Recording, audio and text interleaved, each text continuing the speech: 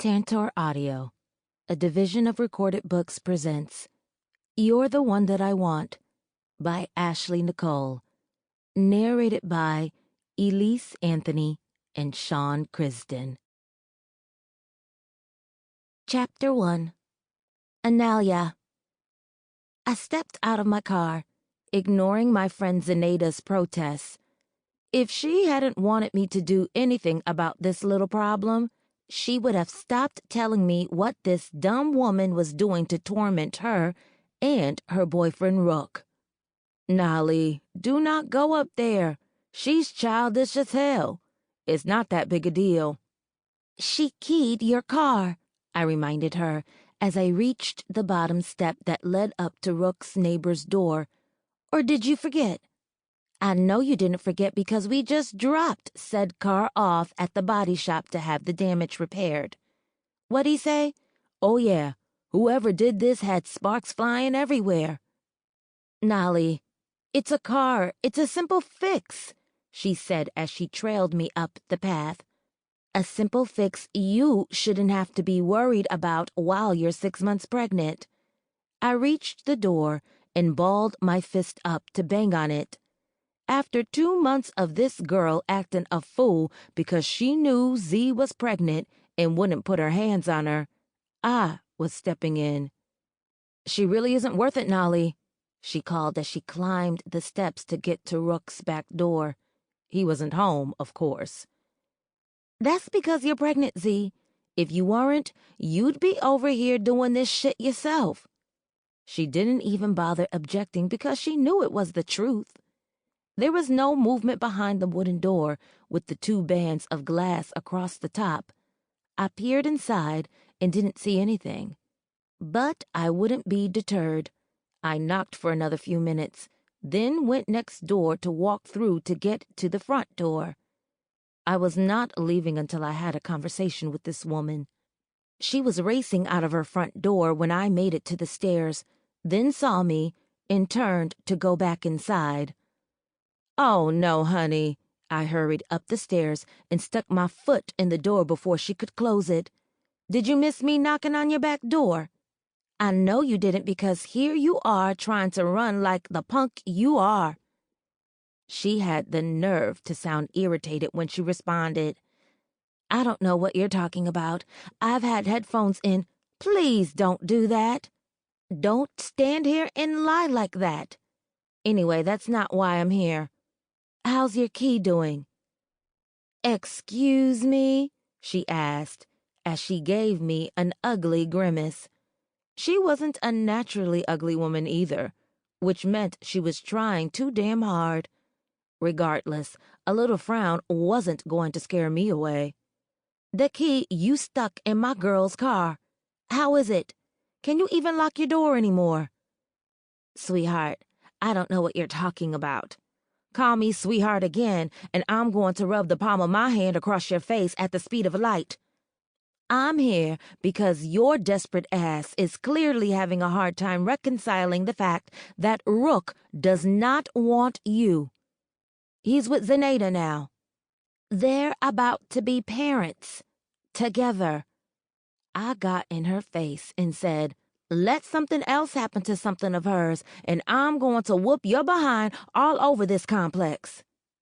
And you'll be going to jail, she sneered with confidence. Me going to jail won't remove the ass whooping I put on you. This tramp had the gall to stick her hand out to push me out of the way so she could try and walk by me. I felt that since she laid hands first, I should follow suit. She was grossly unprepared for the 2 shots to her face that my left hand took. And then, as promised, I slapped fire out of her like she owed me money, causing her to stumble back into her door. Horrified eyes stared up at me, unsure of what I would do next as her left hand held the side of her face. I dropped down to my haunches and got right in her face. Don't ever put your hands on me again. Also, leave Rook and Zenaida alone. If I have to come back for you, I'll be going to jail for sure. Am I clear? She was too busy looking at the blood on her hand that she wiped from her mouth, so I repeated my question. Am I clear? She never said a word, but her eyes told me she comprehended. I took a step back as I stood up, then turned to flounce down the stairs. When I got back to the other apartment, Zenaida was standing there shaking her head. Did you just two-piece her? She also got a honey butter biscuit, I said as my hand fell to the side. She put her hands on me. I had to defend myself. She's a damn public defender, Inalia. If she argues law the way she fights, she might need to change professions. I can't wait to tell Rook this shit, she chuckled as she turned to go back inside, her big belly leading the way.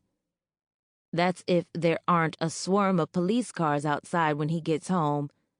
She won't be calling the cops. She vandalized your property. Her ass will be arrested too. We can't prove that, Nali. You've turned into a whole punk since you've been pregnant, I sang, shaking my head. I can't wait until you're back to normal. Back to being that girl who used to use bats on your baby daddy. I still use a bat on him, she defended. Fully clothed, not naked, girl. She sucked her teeth and chuckled. Whatever. I punched him in the back of his head just this morning. His response? He's keeping a notebook of everything he needs to get me back for once I'm no longer with child. That's going to be some shit. Meh, not really, she shrugged. All I have to do is lick the tip of his dick and he'll forget. I cracked up. That's one way to win a fight. Yeah, a way I didn't anticipate years ago. Just think, you could have been bouncing your teeth on that thing for years. He really would punch me in the face if I bounced my teeth on his dick, Nali. She fell out laughing. I hollered too, like he was trying to get a pit bull off. She chuckled, shaking her head at the visual. I wouldn't even try. I went towards the kitchen and took a glass down from the cabinet for some water. I poured a glass from the pitcher in the refrigerator. Zenaida went to the bathroom. Rook was coming in the door when she returned. Hey, Nali, he greeted as he kicked out of his shoes and followed Zenaida over to the couch. He didn't take a seat, though. He leaned down, putting his face in her face, to greet her with an assessing stare and a kiss. She fought not to giggle under his scrutiny. What? How are you? I'm good. You? Good. He swiped a rough kiss across her lips and turned for the stairs. I liked them together. Although their new union was weird, they weren't an unlikely pair. They'd grown up together, were both insanely gorgeous, gainfully employed. They made sense. He made her happy, which was all I was worried about. Who would have thought you'd be sitting here with a gut full of Rook a year ago? No damn body. Not a soul. 2 months after. You know, she said as she shook her head, had not an ounce of self-control. That's how I plan to be once I get one of those Masons. I shivered at the thought of my sister's boyfriend's cousins. All of them. Every single one. As far as I was concerned, those men were put on this earth to breed. I didn't even want kids, but I wanted one of them to get me pregnant. Every year until my uterus fell out. I didn't even care which one. Well, that's not true. There was one I had my heart set on, but I hadn't seen him since the vacation the previous year. I couldn't tell you what he looked like because they all looked alike. I honestly wasn't sure I would be able to tell him apart once I saw him again. I mean, I guess I could. I knew for sure that the handful of cousins I'd met since Myair and Ireland got together weren't him. Not one of them. I'd seen maybe 10 of them. I knew who Myair's brothers were because they were clones. I also knew who Travis, Roderick, and Blink were because I'd met their girlfriends. Taylor, of course. But I wasn't sure of the rest of them. I knew a handful of names, but couldn't place them to faces if I tried. "How the hell are you going to pick one?" she inquired as she leaned back on the couch, her belly sitting on her lap like a beach ball. This baby was going to be a whole Christmas ham. "Once I learn all their names, I'll drop them into a hat, close my eyes, and pick." "Girl, bye," she chuckled. "You can't do that. Y'all might not click. You have to find the one you click with. If not, it'll just be mindless sex with no purpose." "You say that like it's a bad thing." "What if you want more, Nali? And you choose the wrong one and he doesn't?" "I'll do what you did." "What's that? Get pregnant to trap him?" "What?" Rook's loud voice sounded from up the stairs where he'd disappeared. She made a face at me, then cracked up. "Can you please not cause any more trouble today?" "I haven't caused any trouble." Again, Rook spoke from the room. Judging from this text I just received, I'm guessing Nali went next door and had words with Max." "My hand said a few things to her." "The way she's threatening to have you arrested, I have to believe it was more than a few things." "It was 3. More than a couple, but less than a lot. A few." His laughter filtered down the stairs, but he said nothing else. "Why is she texting you?" Zenaida asked with attitude. "She wants you to come next door to kiss it and make it better to keep her from calling the cops?" "Nah, she asked for Nolly's full name." "Tell her it's don't make me come back over there, Jackson." Zenaida joined his laughter this time. I wasn't scared of her. My sister was an attorney, too. She could kiss my ass. She could text Rook all she wanted. But if another thing of Zenaida's came up damage, I'd take his phone and shove it down her throat. I didn't play about my friends. Zenaida and I had met in high school. I'd come up for a summer program at Yale. I didn't know anybody, and she'd let me hang with her and 2 girls she knew from school. I had to ride the train back and forth, and by the end of the summer, I was staying with her family for the week and going home on the weekends. We'd been friends ever since. Now, here was this hood booger taking her frustration about not being who Rook picked out on her, and I wasn't having it. Especially pregnant. She was lucky I hadn't kicked her throat in. I wasn't usually violent, but I felt it was warranted in this situation. As long as she stayed on her side of the wall, she'd be fine. "You staying in town for the weekend?" I nodded.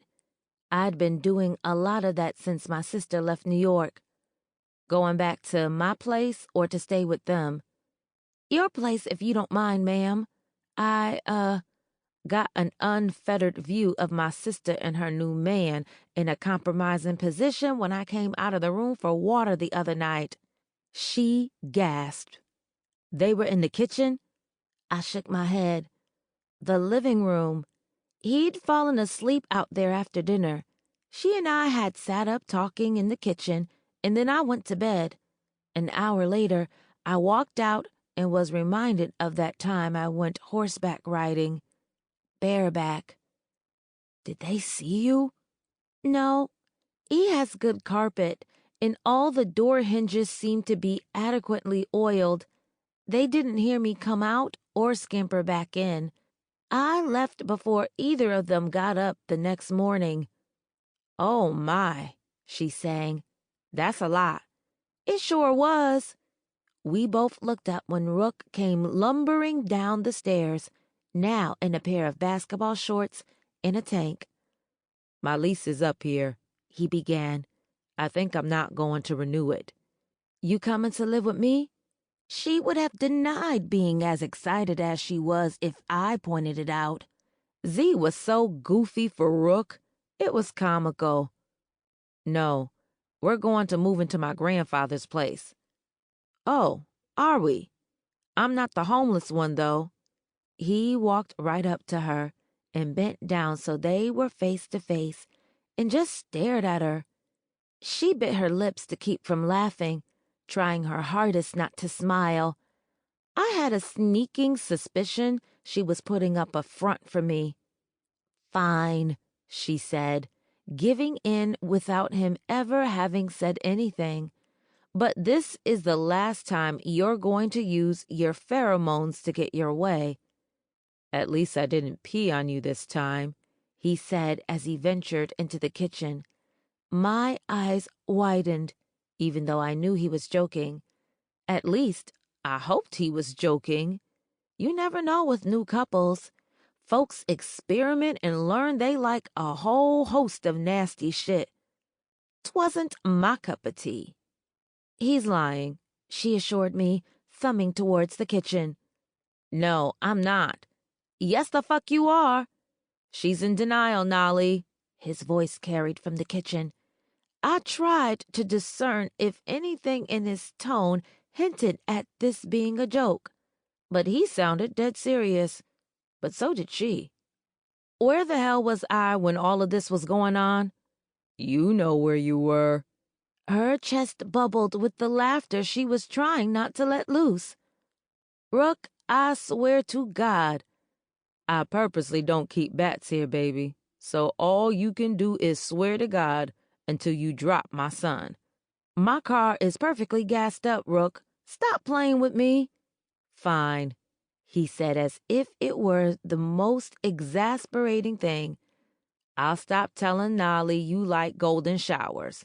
Well, it's not golden. I drink a lot of water." I don't know how she did it, but Zenaida managed to get her and all of that baby off the couch to damn near fly into the kitchen to assault Rook. I laughed as I heard them struggling, with him laughing as he tried to keep her off him. "Say it's not true," she demanded through clenched teeth, right before he yelped and released another chuckle. "All right, baby, all right," he yelled, his laughter filling the area. "Tell her it's not true, damn it." "Nali, she only let me do it once." Sounded like she punched him in the stomach, but I couldn't be sure. Then it was quiet. "Oh, hell no." I knew what it meant when folks got quiet. "Could y'all wait until I'm not here?" No response. I heaved a sigh as I rocked to my feet. "Welp, time for me to go. Z, I'm going to see my sister. I'll see you later. Take a shower after." "Wait." "Bye, Nali," Rook interjected. "No, no, no, no, no," I repeatedly groaned as I left the house. I did not need to be privy to any of that. I didn't grow up in an affectionate house, so I avoided it as much as possible. It wasn't like we were beaten or neglected or anything. My parents just weren't affectionate. They were too busy trying not to kill each other over money. My mother took the word frugal to a whole other level. My dad was responsible with money, but in her eyes, he had a spending problem. He almost divorced her over the obsession. I honestly expected them to get a divorce at some point. Was surprised they were still together. I know they were in love, but I always knew the constant nagging drove my father crazy. My mother wanted detailed records of everything he spent. If he bought a new shirt, she wanted to see the shirt he was replacing so she could decide if the new one was necessary. Because of this, my sister and I were brand whores. We had no problem spending money. We were responsible, but we damn sure didn't deprive ourselves. I caught old girl peeking out her front window as I made it to the car. I didn't pay her any mind. She was a punk bitch. I knew they wouldn't have any more trouble out of her, especially if they were going to be moving. She was doing all of this for a man she never told she had feelings for. They lived next door to each other for a few years, and she didn't think it was pertinent to tell him.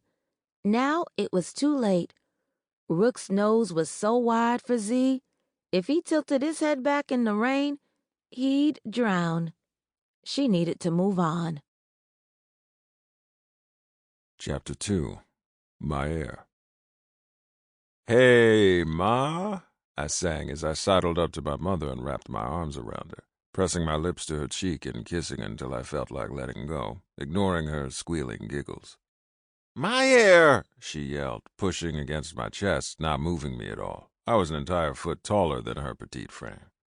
"Both of your brothers have already assaulted me, and here you go."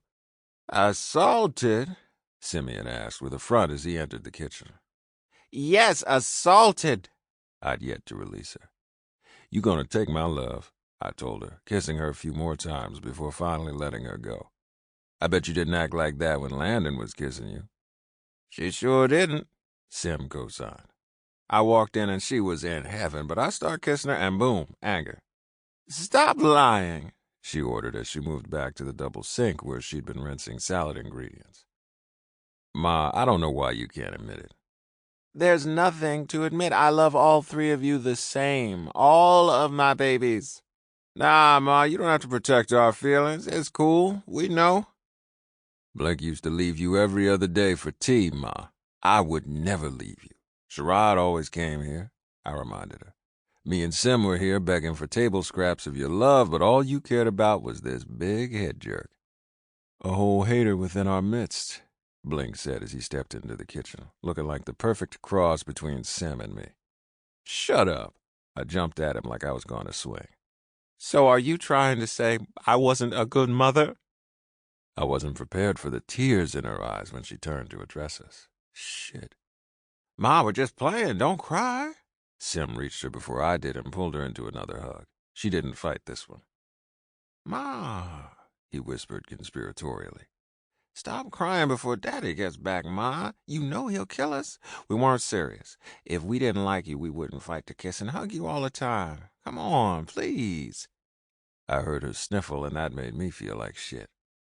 "Ma, you know you're the best mother in the world. None of the aunties made sure their kids had icy water by their bed every night." "Or ginger ale," Blink added. "T used to be mad when I would say, 'Let's go to his house.' He said he wanted to come here just to wake up at 3 and taste that good icy ginger ale." "Facts, Ma. You're the best, and all three of your sons are jerks." "Two," Blink corrected, then moved to dodge the slap to the back of the head I aimed his way. "Well, stop joking like that, Ma. You don't have favorites," Sim conceded. "If anything, it's Myair, not Blink. Didn't he sleep in the bed with y'all until he was 17? I sucked my teeth. "I was watching TV in there with them and fell asleep. Once." "How old were you?" "I had just gotten my wisdom teeth pulled," I said instead of answering his question. They'd taken all four at the same time, and I was in so much pain I was sobbing. I'd played around and refused to take the hydrocodone because I felt invincible, and I've never regretted a decision more in my life. While my father paced and questioned if we should go to the emergency room, my mom had calmly gotten the pills and given them to me, then made me lay in their room. The meds kicked in, and I fell asleep. "How old were you?" Sim repeated. His old ass wasn't even living with us then. He was in college, just happened to be home for the weekend. 17, I grumbled. "So, as I said, he slept with y'all until he was 17. That made her laugh. I went and pushed Blink aside and pulled her out of Sim's arms and into mine. "Sim is sorry, Ma. He's the oldest and should have known better. He's so immature. Didn't you nurse him until he was 9? Her head fell back as she cackled. It was my turn to dodge a back of the head slap. The sound of the garage door opening had all of us gasping. "Ma, you used to hate when he beat us. You're really going to hate when we have to jump him." I helped her wipe her eyes. "You're the best mother in the world." "Thank you." She sniffled and went over to the sink to splash her face with cold water. She'd just thrown the paper towel in the trash when the side door opened. "What's up, Pops?" we all chorused, probably all feeling the same nerves. Myair Mason Sr. did not play about his wife. Even if we were joking, we made her cry. That was definitely a terminable offense. I inched towards the kitchen entryway. I wouldn't need to beat my father. I would need to beat both of my brothers out of the house. Blink saw what I was doing and leaned in the doorway, blocking my path. "Boys," my dad greeted, bumping shoulders with us in order of birth before turning his attention to my mom. He leaned in to kiss her, then paused mid-kiss and gently grasped her chin, curiously studying her. "Shit," Sam whispered. "What's wrong with your eyes?" "Nothing," she told him, but her voice gave it away. God damn it. "You been crying?" That's what happens when you've been with someone 30-plus years. You learn them and can tell when something's amiss. She opened her mouth, but he turned to look at the three of us. "Why was she crying?" The question wasn't accusatory. He thought something else had happened and figured we knew. "Sim and Myair made her cry." Blink snitched with a grin. Truth moment. We'd tortured him quite a bit growing up, so he tended to throw us under the bus whenever he saw it was coming. "How?" My father put his briefcase down and began loosening his tie. "We were joking with her about Blink being her favorite." Just like an oldest child, Sim stepped up. Good. He could get decked first, giving me ample time to make it to the car. "They were joking, baby. I was being sensitive." She tried soothing the tension. Again, my father did not play about his woman. Yes, she was our mother, but the way he saw it, we were the expendable ones. She was his only. "No, you weren't." "I was," she insisted, running a hand up his back. "They weren't doing anything but what they usually do." "Mm-hmm." His hand dropped from his tie. "Let me come home one more time and my wife is crying because of y'all. Blink will be the only child." "Sheesh, Pops, if you're gonna kill two of us, you gotta kill us all," I told him. "If not, that proves that Blink is the favorite." He tilted his head and asked, "Didn't you sleep with us until you were 18? 17, Sim corrected, cracking up with Blink. "You like to pretend it was just because you got your wisdom teeth out, but you came back 5 nights in a row. Had to take her to your room for some private time." I dry heaved. I just threw up in my mouth a little bit. He shrugged. "Should have been in your own room." "So you really slept with them until you were 17? Sim looked at me with disgust. "Been lying all these years." "Man, shut up. Their bed was comfortable." "And apparently so was yours," Blink choked out. I paid him no mind, but I was going to slap the shit out of him before the night was over for snitching. He knew it, too. He stayed just out of reach of both Sim and me. "The food will be done in a bit. Go get settled," my mom told my dad as she placed the salad ingredients on her chopping block. "All right." He dropped a kiss on her shoulder and turned to leave, slapping both Sim and me upside the head as he walked out. After dinner, I took a drive up to my cousin Sherrod's place.